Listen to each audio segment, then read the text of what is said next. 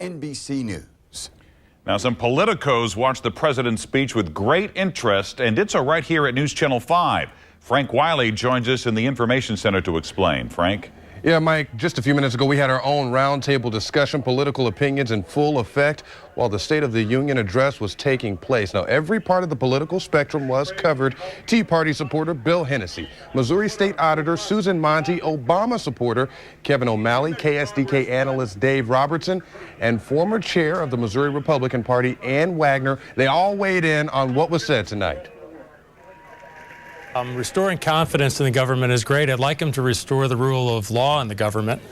He talks about the Constitution, seems to show some reverence for the Constitution, but he's never amended his statement from about a decade ago when he called the Constitution a fundamentally flawed document. But it was very short, I think, on the details and the specifics here. This sounded to me pretty much like Stimulus, the sequel. He talked about investing in infrastructure and energy and education and research and all of these things, when really I don't know if he heard the mandate of the people. He needs to reframe his message, and you could see that he was building on some of the themes that he had hit on in Tucson when he gave that very moving address about the victims of that tragedy. We're a great country. We've had a great history. We have great potential, and I think we've got a great leader.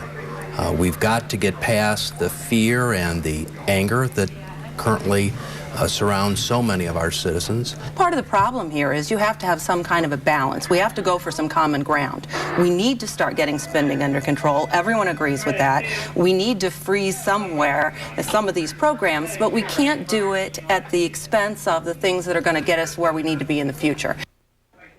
Now, clearly the common theme in tonight's speech was civility, but everyone on our panel agreed that is needed, but not everyone agreed that will actually happen. Now, the speech makes solutions, or they actually said the speak makes solutions to some of the problems we're dealing with in the country.